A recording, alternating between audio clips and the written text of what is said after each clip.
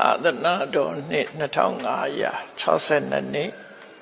ကောဇာတက္ကရာ1380ပြည့်နှစ်ပြာသိုလ်လာပြီကျော်6ရက်2019ခုနှစ်ဇန်နဝါရီလ26ရက်စနေနေ့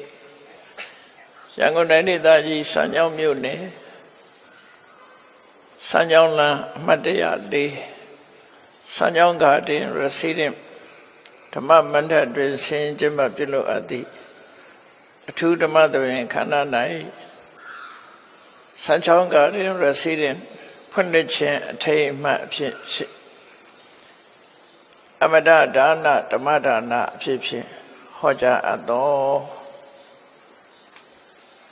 တိုးတက်ကြီးပွားအကြောင်းတရားများတရားဒေသနာတော်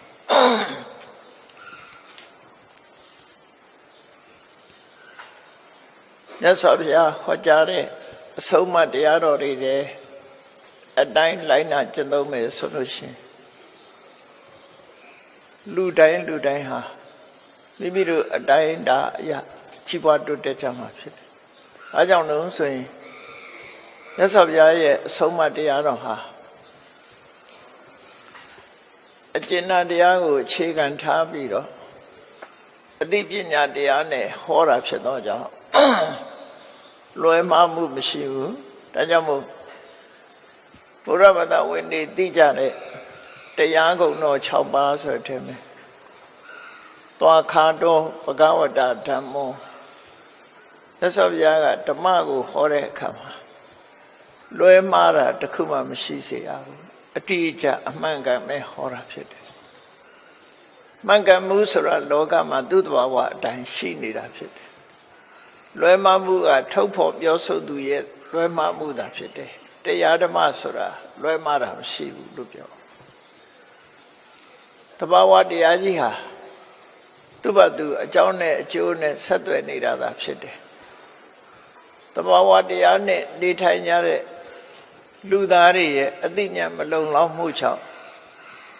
တဘာဝတရားကိုဆန့်ကျင်တာလုပ်လို့ရှိရင်တော့လွယ်မှားမှုတွေကြုံရတတ်တယ်ပေါ့တဘာဝတရားဆိုတာစဉ်းစားကြည့်မယ်ဆိုလို့ရှိရင်ထင်ရှားတာတစ်ခုပြောရမယ်ဆိုရင်မိရဲ့တဘာဝဟာပူတယ်ဆွဲလောင်တဲ့နေရာကိုဖြတ်စည်းပြတတ်တယ်ပူတယ်လောင်တယ်ပေါ့ဘယ်ခေတ်ကမိပဲဖြစ်ဖြစ်ပူခြင်းလောင်ခြင်းဆိုတဲ့တဘာဝတရားရှိတယ်အဲ့ဒီပူဓာတ်လောင်တဲ့တဘာဝတရားကိုအစင်ချင်းကင်းမဲ့စွာတွားရောက်ကိုင်းတယ်မယ်ဆိုရင်ပူခြင်းနဲ့လောင်ခံရခြင်းဆိုဖြစ်မှာလောကမှာပြောင်းလဲလို့မရနိုင်တဲ့သဘာဝတရားကြီးတွေရှိနေတာဖြစ်တယ်အကြောင်းနဲ့အကျိုးအကောင်းနဲ့အဆိုးဆိုတာသူ့ဘာသူတွဲဖက်ပြီးတော့နေတာအဲ့ဒီသဘာဝတရားရဲ့အနေအထားကိုသိတဲ့ပုဂ္ဂိုလ်ဟာမကောင်းတဲ့သဘာဝတရားကိုဖယ်ရှားပြီးကောင်းတဲ့သဘာဝတရားကိုကိုယ်ရင်နဲ့နှလုံးထဲမှာဖြစ်အောင်လုပ်နိုင်ပြီဆိုလို့ရှိရင်အဲ့ဒီပုဂ္ဂိုလ်ဟာလူတော်လူကောင်းဖြစ်လာလူတော်လူကောင်းဖြစ်ပြီးကောင်းကျိုးချမ်းသာတွေရရှိလာတာဖြစ်တယ်အဲ့တော့ဘယ်အရာကအရေးကြီးဆုံးလဲလို့ဆိုလို့ရှိရင်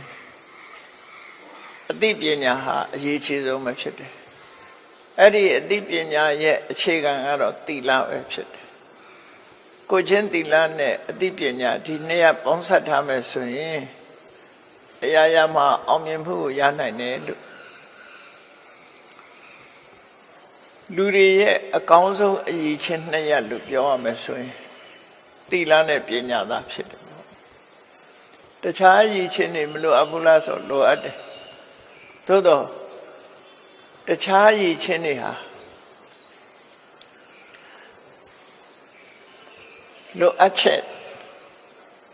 အနေနဲ့သာပါဝင်တာဖြစ်တာအရေးကြီးတဲ့အနေနဲ့ပါဝင်တာဖြစ်တာမဟုတ်ဒါမို့အရေးကြီးဆုံးအရေးချင်းနှစ်ရပ်ကိုပြောပါဆိုလို့ရှိရင်ကိုချင်းသီလနဲ့ပညာဟာအရေးကြီးဆုံးပဲ မြတ်စွာဘုရားကမိန့်ကြားတဲ့အခါဘာကြောင့်ဒီနှစ်ခုဟာအရေးကြီးလဲလို့ဆိုသီလနဲ့မှအသိပညာဟာအယောင်ထွက်တယ်ပညာနဲ့မှအသိပညာဟာလည်းပဲပြည့်စုံတယ်လို့ဒီနှစ်ခုပါဠိစကားလုံးမှာသီလပရိဒေါတာပညာတဲ့ပညာကိုသီလနဲ့အယောင်တင်ပေးရမယ်လို့သူဆိုလို့တယ်ဟောပရိဒေါတာဆိုတာစေကြောတန့်စင်အင်္ဂလိပ်လို purify ဆိုတဲ့စကားလုံးပေါ့နော်သီလနဲ့ပညာကိုစေကြောတန့်စင် purify လုပ်ရမယ်လို့ဆိုလို့တခါပညာပရိဒေါတံသီလ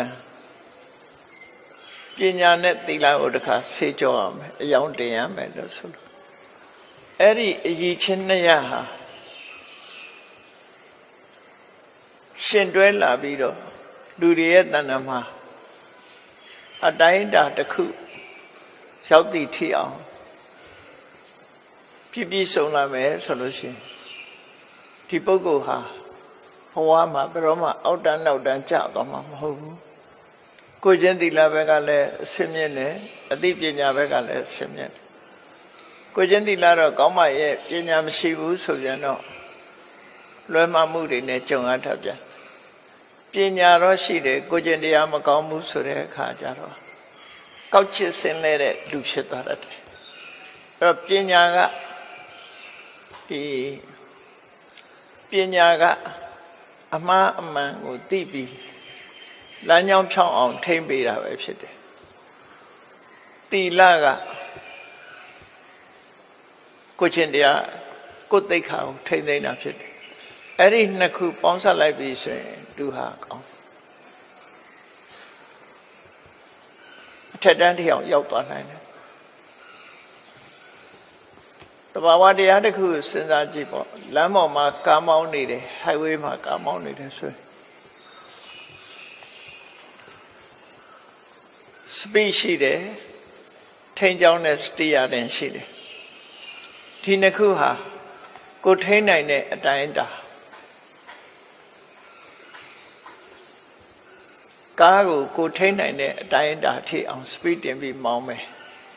လမ်းကလည်းဖြောင်ဖြူးတယ်ဆိုလို့ရှိရင်အန္တရာယ်မရှိဘူးကဲပြီးထိန်းနိုင်တဲ့အတိုင်းအတာတဲ့လွန်ပြီးတော့ speed ကိုတင်းမယ်ဆိုလို့ရှိရင်ဒီလိုကဒုက္ခရောက်သွားနိုင်တယ်ထို့တူပဲသီလနဲ့ပညာဟာလည်းပဲတစ်ခုနဲ့တစ်ခုပြန်လည်ထိန်းကျောင်းပြီးတော့ဘဝလမ်းကြောင်းကိုသွားရမှာဖြစ်တယ်ကားမောင်းလို့ပဲထိန်းကျောင်းပြီးတော့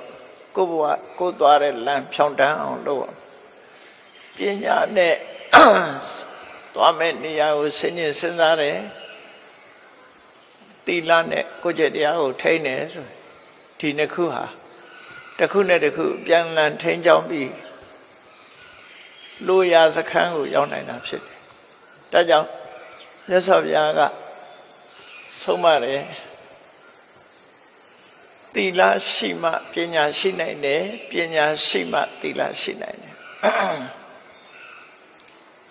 ဒီနှစ်ခုကပေါင်းစပ်နေတာဖြစ်တယ်။အော်သီလမရှိဘဲနဲ့ပညာရှိလို့မရဘူးလားလို့ဆိုတာအဲ့ဒါပညာအစစ်မဟုတ်ဘူးပေါ့နော်။ပညာအစစ်မဟုတ်လောကလူတွေကပညာဆိုတဲ့သဘောတရားကျေပြန့်နေတော့ဒီသင်ယူထားတဲ့အကြောင်းအရာတွေကိုပဲပညာလို့သတ်မှတ်နေကြတယ်အဲ့ဒါတွေကဥပမာမယ်အဲစဉ်ကစပြီးကြောင်းနေပြီးသင်ယူကြတယ်ဘာသင်တာတော့ဆိုပညာသင်တယ်လို့ပြောတာတကယ်ကတော့အဲ့ဒါ subject matter သုတလို့ခေါ်တယ်နော်ပညာလို့မခေါ်သေးဘူးသုတလို့ပဲခေါ်တယ်သုတဆိုတာနားထောင်ထားတဲ့အကြောင်းအရာများတာဖြစ်တယ်အဲ့ဒီပုံမှာစဉ်းစားပြီးသိရှိနားလည်သဘောပေါက်တာမှပညာလို့ဆိုလို့တယ်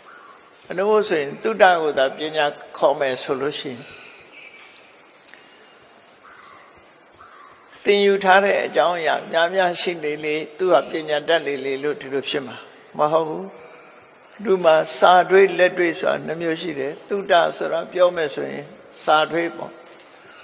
ကြောင်းအရာတွေတွေးရှိထားတော့လည်းပဲ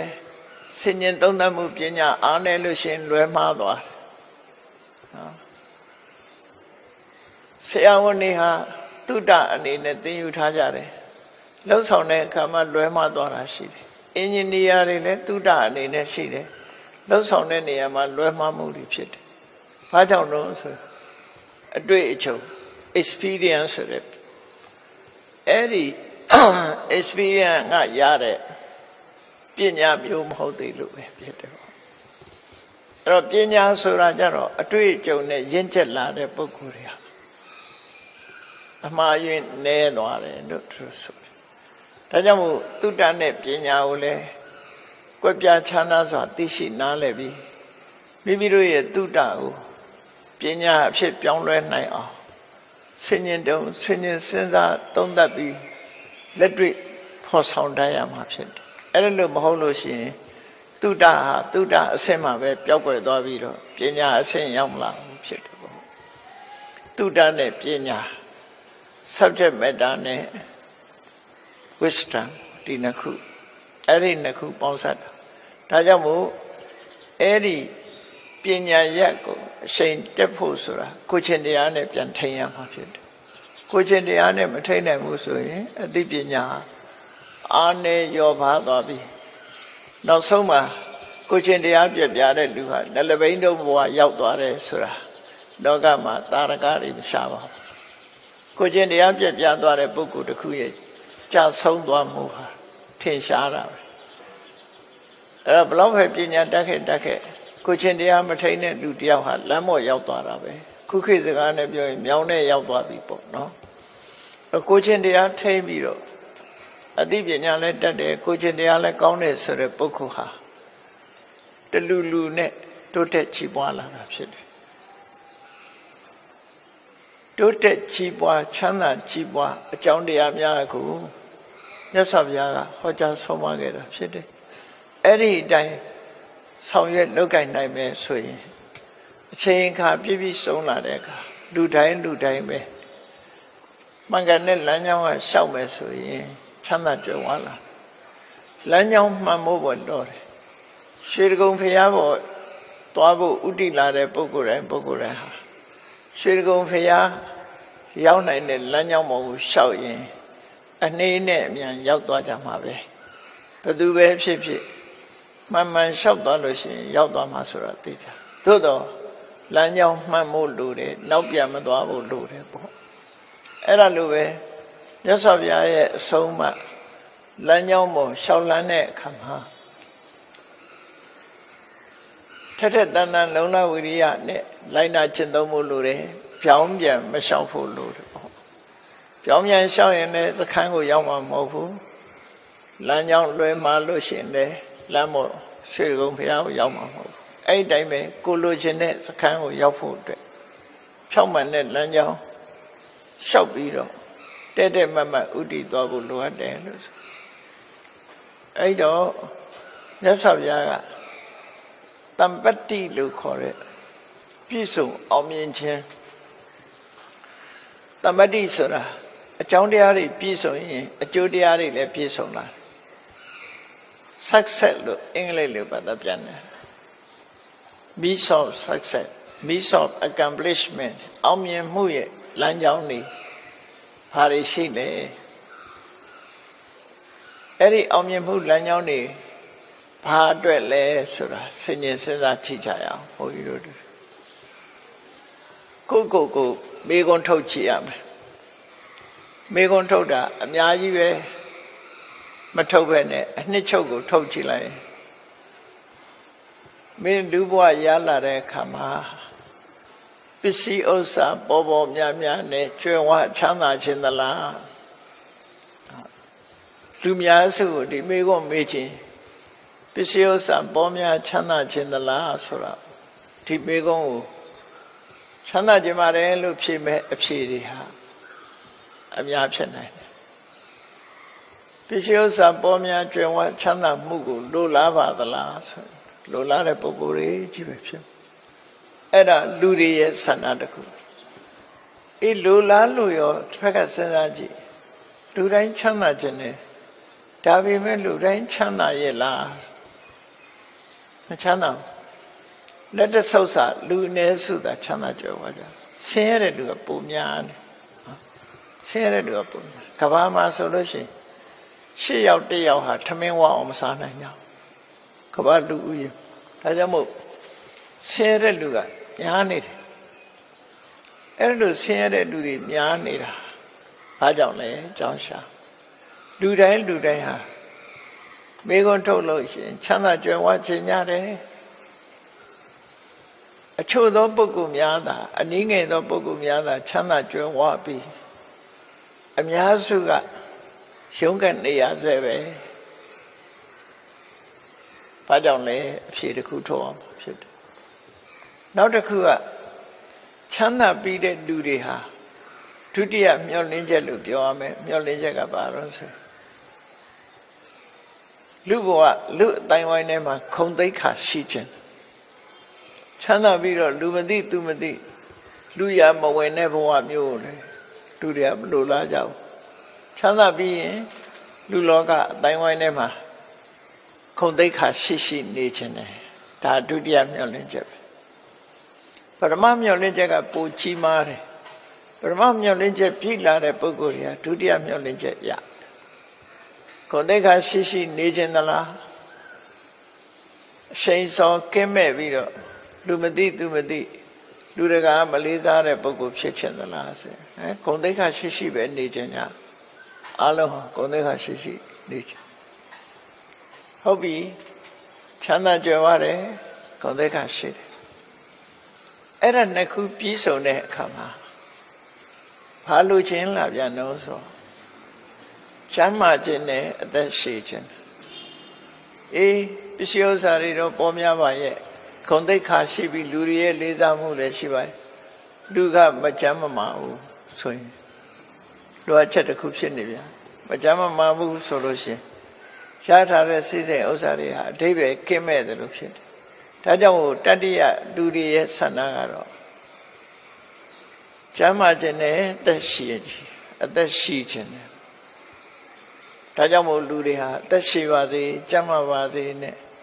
ဘာသာတိုင်းလူမျိုးတိုင်းကဒါကိုဆုတောင်းနေကြနော်ဆုတောင်းတာလူတွေရဲ့ဆန္ဒချမ်းသာပါစေအသက်ရှိပါစေ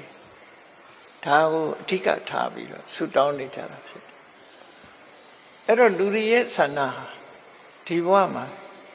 နံပါတ်1ချမ်းသာကြွယ်ဝခြင်းနဲ့နံပါတ်2ဂုဏ်သိက္ခာရှိနေခြင်းနဲ့နံပါတ်3ကျမ်းမာပြီးတော့အသက်ရှိခြင်းနဲ့ဆိုဒီအချက်3ချက်ပြည့်သွားရင်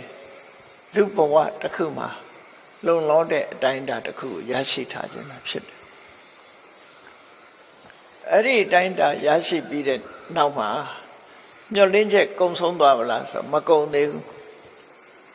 ဘာမျှော်လင့်ကြတော့ဆိုရင်လူတိုင်းဟာသိနေကြတယ်သက်ကြီးလာလို့ရှိရင်တို့ဘဝဆိုတာထာဝရမဟုတ်ဘူးနောက်ဆုံးတစ်နေ့ကျတော့သိဆုံးကြမှာပဲဖြစ်တယ်အသေးပြီးဒီအခြားမဲ့၌နောက်ဘဝမှာကောင်းရသူဒီဘုံရောက်ဖို့ဆိုမျှော်လင့်ကြပြန်တယ်ပေါ့အဲ့တော့နောက်ဘဝကောင်းရသူဒီဘုံရောက်ချင်တယ်ဆိုတဲ့ဆန္ဒဟာနောက်ဆုံးဆန္ဒလေးတစ်ခုပဲလို့သူတို့ဆိုတယ်အဲ့တော့လူဘဝမှာလူတိုင်းရချင်တဲ့ညွှန်မှန်းချက်ကြီး၄ရပ်ပစ္စည်းဥစ္စာချမ်းသာကြွယ်ဝခြင်းနဲ့ဂုဏ်သိက္ခာရှိနေခြင်းနဲ့ကျမ်းမာ၍အသက်ရှင်ရှိခြင်းနဲ့သေတဲ့နောက်မှာကောင်းရတဲ့ဒီပုံရောက်ခြင်းနဲ့ဆိုတဲ့ဒီလူသားတိုင်းရဲ့လူအင်ဆန္ဒဒီလူအင်ဆန္ဒကိုဖြည့်ဆည်းပေးနိုင်တဲ့အကြောင်းတရားရှိသလားဆိုတော့မြတ်စွာဘုရားကိုယ်တိုင်ကအဲ့ဒီလူချင်းဆန္ဒကိုဖြည့်ဆည်းပေးနိုင်တဲ့အကြောင်းတရားဟာ၄မျိုးရှိတယ်လို့ဟောထားတာနော်၄မျိုးရှိတယ်အဲ့ဒီ၄မျိုးကဘာလဲလို့ဆိုရင်နံပါတ်1ကတတ္ထာဆိုတာယုံကြည်မှုလို့ဘာသာပြန်တယ်အင်္ဂလိပ်လို confidence လို့ခေါ်တာအဲ့တော့ယုံကြည်မှုဆိုတာဘာကိုယုံကြည်တာလဲဆိုရင်ကောင်းတာလုပ်ရင်ကောင်းတာဖြစ်ရမယ်မကောင်းတာလုပ်ရင်မကောင်းတာဖြစ်တတ်တယ်ဆိုတဲ့ အကောင်းအဆိုးအကြောင်းအကျိုးပေါ်မှာယုံကြည်တာနောက်တစ်ခုကလောကမှာအမှန်တရားဆိုတဲ့ပုံမှာယုံကြည်လက်ခံတာလို့ရင်ဖြစ်ကိုဖြစ်ရမယ်ဆိုတဲ့တဏှိဋ္ဌာန်နဲ့ရှိပြီယုံကြည်တာ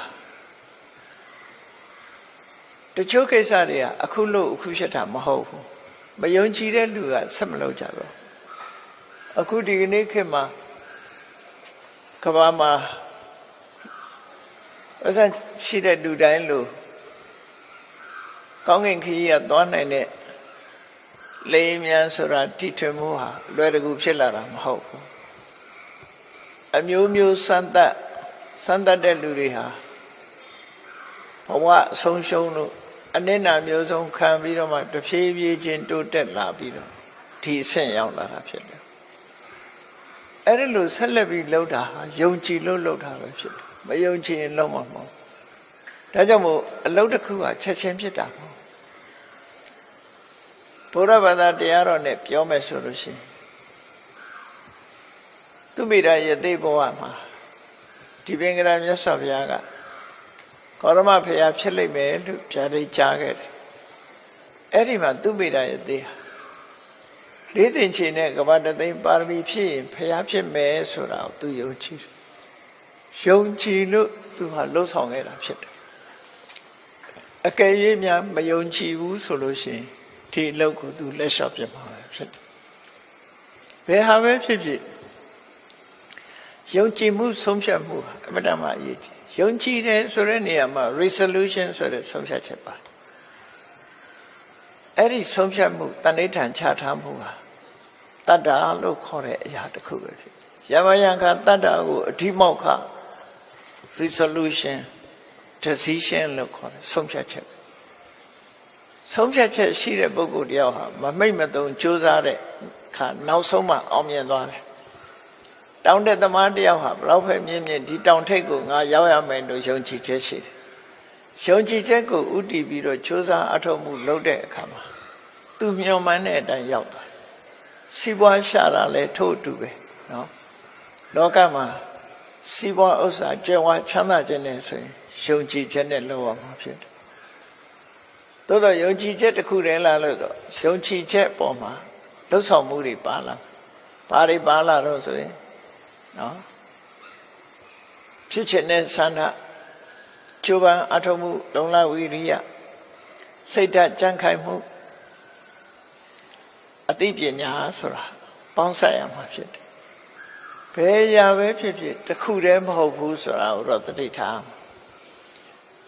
အချိန်ကိုပြောနေတဲ့နာယီလေးတစ်ခုတည်းပဲ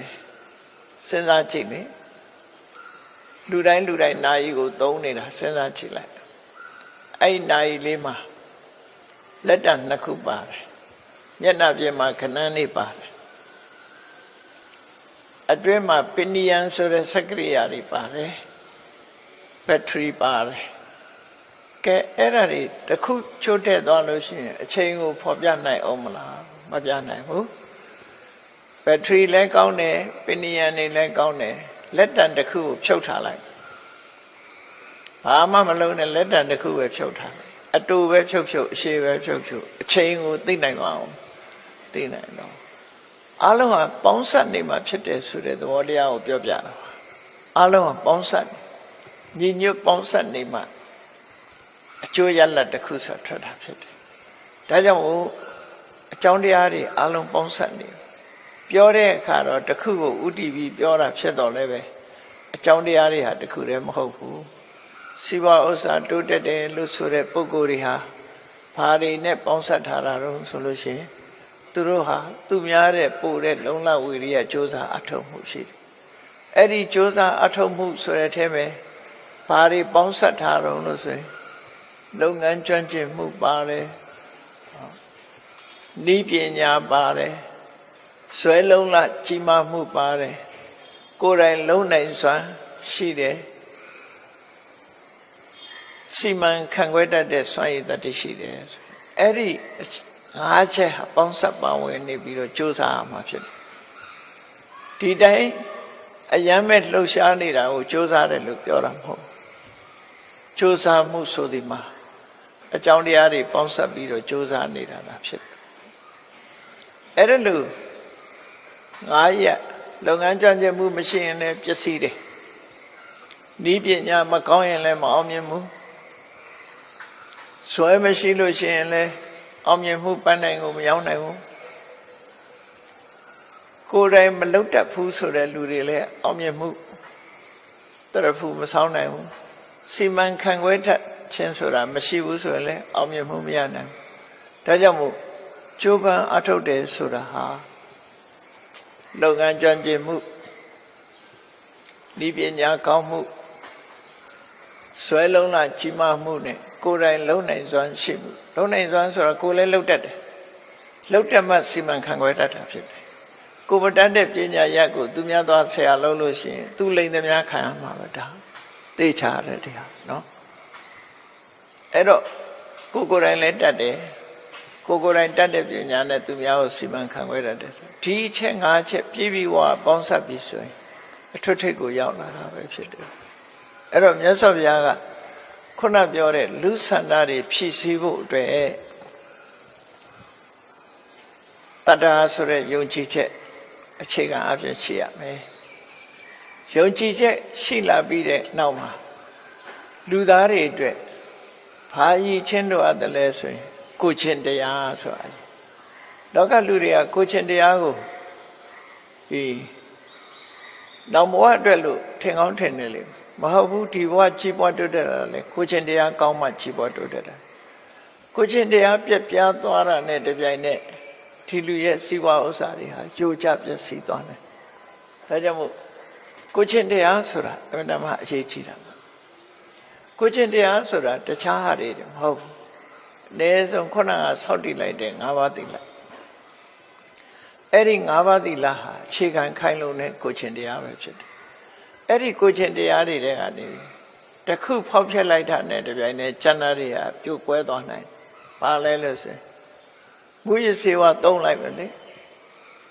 အယတိသသောစာမူရစေဝသုံးဆွဲလိုက်တာနဲ့တပြိုင်နက်ကျန်တဲ့ဟာတွေပါကျိုးပေါက်ကုန်တယ်ပေါ့ဒါကြောင့်မို့မူရစေဝသူရမေရယမစ္ဆပမထဌာနာသူကကိုယ့်ရဲ့စိတ်ဓာတ်ကိုသာပျက်စီးစေတာမဟုတ်ဘူးကျမ်းမာရေးကိုလည်းပျက်စီးတယ်စိတ်ဓာတ်ကိုလည်းပျက်စီးစေတယ်တန်ဖိုးကြီးမားတဲ့လူတွေရဲ့တတိထားမှုဆိုတဲ့တတိကိုလည်းပျက်စီးနိုင်တယ်ဒါမို့မူရစ်တယ်ဆိုမူရစ်ခြင်းရဲ့အကြောင်းဖြစ်တဲ့တရားတွေမူရစ်ခြင်းမူရစ်စေတတ်တဲ့အရာတွေကိုသုံးစွဲခြင်းဟာလူဘဝမှာလူညွန့်တုံးစေခြင်းပဲဖြစ်တယ်သိတော့သိတယ်လောကလူတွေဟာမသိကြတာတော့မဟုတ်ဘူးသိကြသိရတဲ့နဲ့မလုံနိုင်တာဘာကြောင့်လဲသိတယ်မရှောင်နိုင်ဘူးမသိလို့လုံးမိတာကတခုသိသိကြီးလုံနေတာတခုဘာကြောင့်လဲလို့ဆိုလူသားတွေကိုမကောင်းတဲ့ဘက်ကိုပို့ဆောင်နေတာအင်အားချီးမားဆုံးအကြောင်းတရား2 ခုရှိတယ်ဆိုတာလေးကိုမှတ်သားထားအင်အားချီးမားဆုံးအကြောင်းတရား2 ခုဆိုတာဘာလို့ဆိုရင်ဒီတဏှာဆိုတာရဲ့တဏှာဆိုတာလူချင်းတောင်းတနေမှုနောက်တစ်ခုကအမှန်မသိမှုအဝိဇ္ဇာနဲ့တဏှာဒီနှစ်ခုဟာပေါင်းစပ်ပြီးတော့လောကကြီးတစ်ခုလုံးကိုဒုက္ခရောက်အောင်ဖြစ်ပေါ်စေတတ်တယ်ခုခေတ်နဲ့ပြောမယ်ဆိုရင်လူကိုဒုက္ခပေးနေတဲ့ယောဂကြီးဟာကင်ဆာယောဂလို့ပြောမယ်ဆိုရင်နော်ကင်ဆာယောဂဖြစ်ပွားနေတဲ့လူတွေမှာကင်ဆာယောဂဒုက္ခပေးတယ်လို့ဆိုတာလူတွေရဲ့စိတ်ဓာတ်ကိုပျက်စီးစေတတ်တဲ့တရား2 ခုဟာအဝိဇ္ဇာနဲ့တဏှာပဲဖြစ်တယ်အဝိဇ္ဇာကအမှန်မသိတာတဏှာကတတ်မဲ့တာအဲ့ဒီ2 ခုဟာအပြန်အလှန်ဥဆောင်မှုပေးနေတယ်စဉ်းစားပြီးတော့ကြည့်အောင်လူငယ်တယောက်မူရစေဝရဲ့ဆိုးချိုးကိုမသိဘူးမူရစေဝသုံးလို့ရှိရင်စိတ်ကူးရင်လို့ကောင်းတယ်ဆိုတဲ့ ကောင်းတယ်ဆိုတဲ့အကြောင်းလေးကိုသိပြီးတော့ဆိုးချိုးကိုမသိသည့်အတွက်ကြောင့်မူရစေဝါကိုစသုံးလိုက်တယ်သုံးလိုက်တဲ့အခါစသုံးတော့ကတော့မသိလို့လုံးမိတယ်ပေါ့အဲ့ဒါအဝိဇ္ဇာကဥဆောင်လိုက်တာမသိခြင်းဟာအဝိဇ္ဇာသုံးလိုက်တဲ့အခါကျတော့ဖြတ်လို့မရတော့ဘူးဆိုတာကြတော့တဏှာဖြစ်သွားဖြတ်လို့မရတော့ဘူးဆိုးကျိုးတွေသိတယ်အိမ်ကမိဘတွေကလည်းမကြည့်ဘူးဆွေမျိုးသားချင်းတွေကလည်းမကြည့်ဘူးဘယ်သူမှလက်မခံတော့ဘူးဆိုတဲ့ဒုက္ခဒုက္ခရောက်တာတွေကိုသိတော့လည်းပဲဖြတ်မရလို့သူဟာမရှောင်နိုင်လို့ဆက်သုံးနေတာကြတော့တဏှာကဥဆောင်တယ်လို့ခေါ်တယ်တိကြီးလှုပ်တာကြတော့တဏှာကဥဆောင်တယ်မသိလို့လှုပ်တာအဝိဇ္ဇာကဥဆောင်အဲ့တော့ဒီရဲ့ရင်ထဲနှလုံးထဲမှာဖြစ်နေတဲ့လူစိတ်ထဲမှာစွဲနေတဲ့ဒီအဆိုးတရားနှစ်ခုဟာလူတွေကိုဆိုးချိုးတက်ရောက်စေတာပဲဖြစ်တယ်ပေါ့အဲ့ဒီတရားနှစ်ခုဟာဖယ်ရှားရမယ့်နိလန်းရှိတယ်ပေါ့ဖယ်ရှားရမယ့်နိလန်းကအလုံးဟာအသိပညာနဲ့ဖယ်ရှားမှာပဲဖြစ်တယ်ဒါကြောင့်မို့အသိပညာကိုတိုးတက်အောင်လုပ်အောင်အခြေခံကကိုချင်းသီလကိုချင်းသီလနဲ့စတင်ပြီးတော့ထိမ့်သိမ့်နေပြီးတဲ့အခါကျတော့ပညာဆိုတဲ့အသိပညာနဲ့ထိမ့်သိမ့်အပညာဆိုတာလုံးတင်တာနဲ့မလုံးတင်တာခွဲခြားသိတာပညာလုံးတင်တာနဲ့မလုံးတင်တာခွဲခြားသိမှမလုံးတင်တာကိုရှောင်နိုင်မှဖြစ်တယ်လုံးတင်တာကိုလုံးနိုင်မှဖြစ်တယ်လုံးတင်တာလုံးမှမလုံးတင်တာရှောင်မှလူဘဝជីវတိုးတက်နိုင်တာဖြစ်တယ်ဒါကြောင့်မို့လို့သီလနဲ့ပညာဒီနှစ်ခုဟာအရေးပါတယ်လို့ပြောတာနော်ဒီသီလပညာနှစ်ခုပေါင်းစပ်ထားလိုက်ရင်ခုနပြောတဲ့လူရဲ့စိတ်ဆန္ဒတွေအားလုံးဟာပြည့်ဝလာမှာပဲဖြစ်တယ်စီဝါဥစ္စာတိုးတက်ခြင်းနဲ့ဂုဏ်သရင်ကြော်ကြားခြင်းနဲ့လူရဝိညာဉ်နဲ့ကျမ်းမာခြင်းနဲ့အသက်ရှည်ခြင်းနဲ့နောက်ဆုံးဘဝတစ်ခုဆုံးသက်ရင်တည်သည့်ချမ်းမဲ့မှာကောင်းတဲ့ဘုံကိုရောက်ခြင်းနဲ့ဆိုတဲ့လူရဲ့ဆန္ဒတွေကိုပြည့်ဝစေနိုင်တဲ့အကြောင်းတရားတွေအဲ့ဒီထဲမှာမြတ်စွာဘုရားက generosity လို့ခေါ်တဲ့ရရောမှုကိုယ်သာသုံးမယ်ဆိုတဲ့ကျင့်မြောင်းတဲ့စိတ်ရှိနေလူတွေဟာမကျင့်တတ်မှုနဲ့နေထတ်တယ်အဲ့ဒါကိုစာပေကျမ်းကမှာစာခလို့ခေါ်တယ်စာခဆိုတာကိုယ်သာသုံးမယ်ဆိုတဲ့မစ္စရိယတရားရဲ့ဆန့်ကျင်မဲ့တရားပဲဖြစ်တယ်မစ္စရိယဆိုတာကိုယ်တယောက်တည်းအရာရာမှာကိုယ်အတွက်သာချစ်တတ်တယ်အများအတွက်မချစ်တတ်တဲ့သဘောတရားကိုလိုဘယ်သူမှမဖြစ်စေချင်တာကိုတယောက်တည်းပဲဆိုတဲ့ကိုချိုးရှာအတ္တကြီးမားတဲ့မစ္စရိယတရားကိုဖယ်ရှားနိုင်မှုလိုအပ်တယ်အဲ့ဒါဖယ်ရှားလိုက်လို့ရှိရင်အာလုံးလူတွေရဲ့ဆန္ဒဟာပြည့်စုံသွားမှာဖြစ်တယ်ဒါကြောင့်မို့မှတ်သားထားဖို့ရာကလူဆန္ဒပြည့်ဝဖို့အတွက်နံပါတ်1ကယုံကြည်ချက်တတ်တာနံပါတ်2ကကိုချင်းသီလနံပါတ်3ကစာခနံပါတ်4ကပညာလို့သူဆိုလို့တယ်အဲ့ဒီမှာအရေးကြီးဆုံးနှစ်ခုကိုပြောပါဆိုရင်သီလနဲ့ပညာပဲနော်အရေးကြီးဆုံးနှစ်ခုကသီလပညာနှစ်ခုရှိရင်ကျန်တာတွေဖြစ်ဖို့မခဲရင်တော့ဒါကြောင့်မို့သီလပညာကတော့တစ်ခုသီလကိုဖယ်ပြီးတော့ပညာတစ်ခုတည်းယူလို့လည်းမရဘူးပညာကိုဖယ်ပြီးကိုကျင့်သီလတစ်ခုတည်းလုပ်လို့လည်းမရဘူးဒီနှစ်ခုကခေါင်းနဲ့ပန်းလို့ပဲထင်္ဂါတစ်ချက်မှာခေါင်းနဲ့ပန်းလို့ပဲဒီနှစ်ခုကပေါင်းစပ်ထားမှာဖြစ်တယ်အဲ့ဒီလိုမြတ်စွာဘုရားကဆုံးမဩဝါဒပေးပြီးတော့ဟောကြားခဲ့တာဖြစ်တယ်ပေါ့အဲ့ဒါမြတ်စွာဘုရားရဲ့အဆုံးအမတွေဟာလောကမှာလက်တွေ့ကြတယ်ကြီးပွားတိုးတက်ဖို့အတွက်ဒီရည်ချင်းနေအနေထားတစ်ခုဖော်ဆောင်မှုမြတ်စွာဘုရားဒီအရည်ချင်းနေပြည့်ပြီးတဲ့နောက်မှာဒီပုဂ္ဂိုလ်တရားဟာစင်စစ်မပြတ်လဲပတ်ပြီးတော့ကြီးပွားနေတခါတလေကြီးပွားတိုးတက်မှုတော့ရှိတယ်ကြီးပွားတိုးတက်မှုကတဖြည်းဖြည်းယိုယွင်းပြီးတော့ကြာဆုံးသွားတာလည်းရှိတတ်တယ် စက်ယုံကြီးတော့တည်ထားတဲ့စက်တွေမလဲပတ်နိုင်ဘူးလဲရင်ရှုံးတယ်နော်လဲလိုက်တာနဲ့ရှုံးကုန်ဆက်မလဲနိုင်တာမျိုးဖြစ်တတ်တယ်အဲ့တော့ဆက်ပြီးလဲပတ်နေဖို့အတွက်ကဘာတွေလိုအပ်လဲကောင်းတဲ့လမ်းကြောင်းပေါ်ရောက်ပြီးတော့ဆက်ပြီးဖြစ်နေဖို့အတွက်လိုအပ်ချက်ကဘာလို့ဆို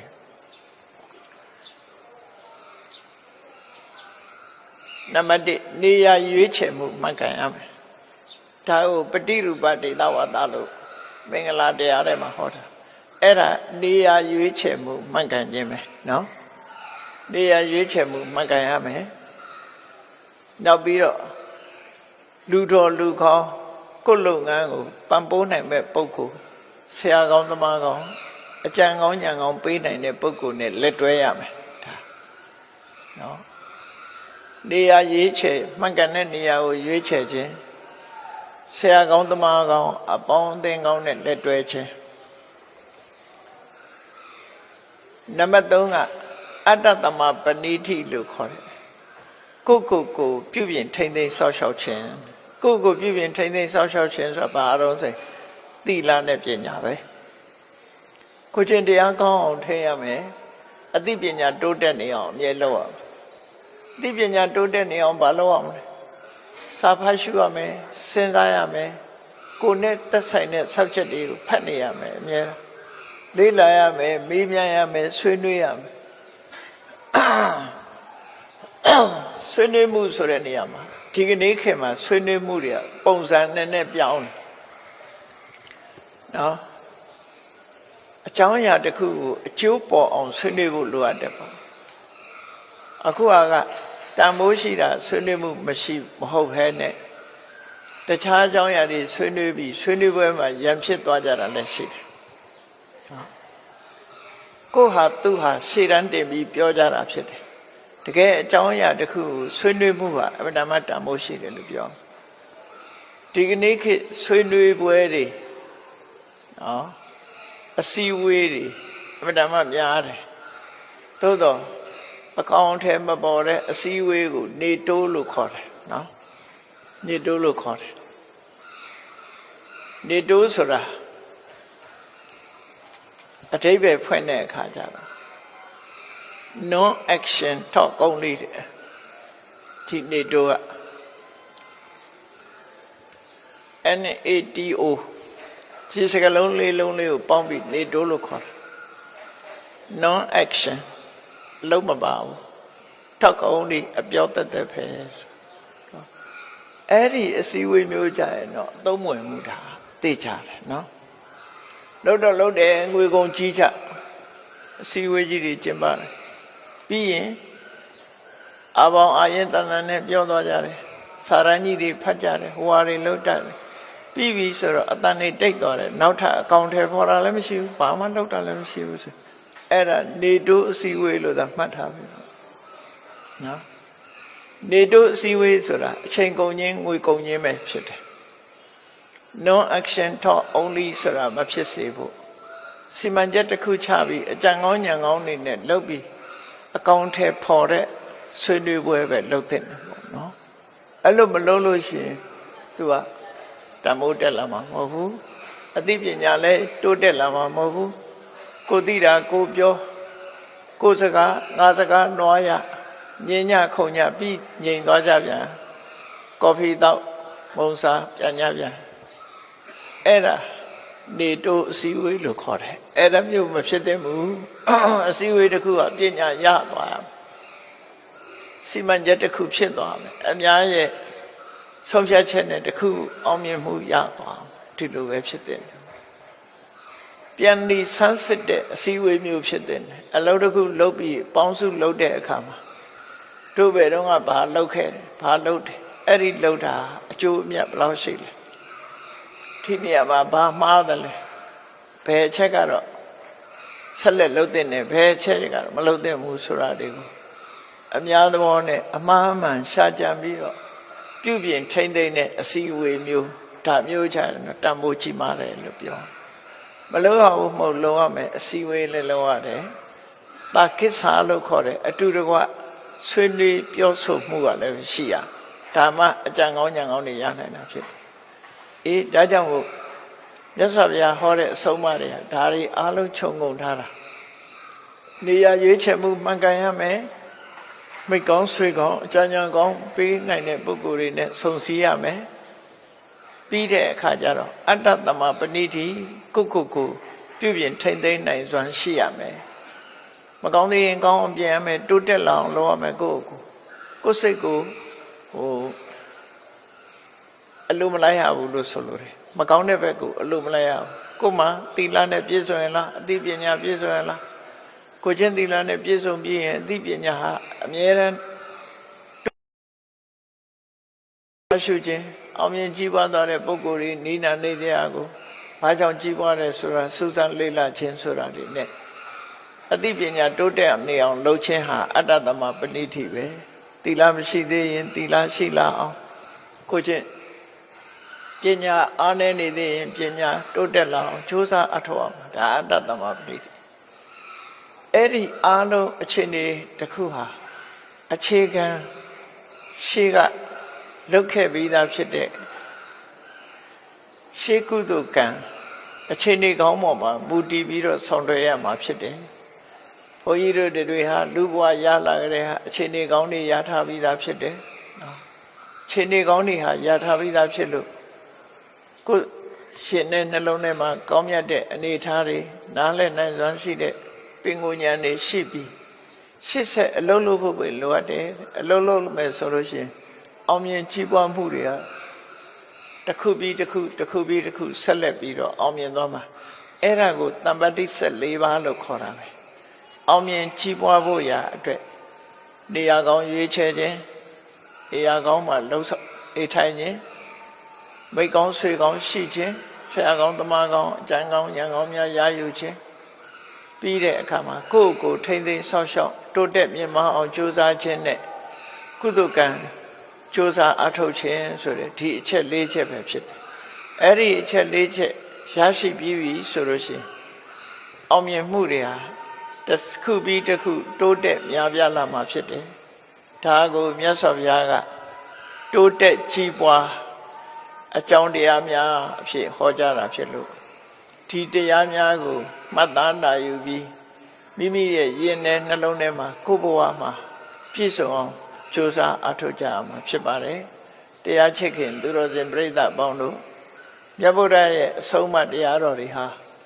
မှတ်သားနိုင်ယူပြီးလက်တွေ့ဘဝမှာလက်တွေ့လှုပ်ဆောင်ကြရမှာဖြစ်လို့လက်တွေ့လှုပ်ဆောင်ခြင်းအဖြစ်သာလဲအကျိုးသက်ရောက်မှုကိုရမှာဖြစ်သည့်အတွက်ကြောင့်မမှန်ကန်ကန်ဆုံးဖြတ်နိုင်တဲ့အသိပညာကျိုးပန်းအထောက်မှုလုံလဝိရိယချမ်းခိုင်တဲ့စိတ်ဓာတ်ကောင်းမြတ်တဲ့အပေါ်မှာဖြစ်ပွားစေလို့တဲ့စိတ်ဆန္ဒလို့ဆိုတဲ့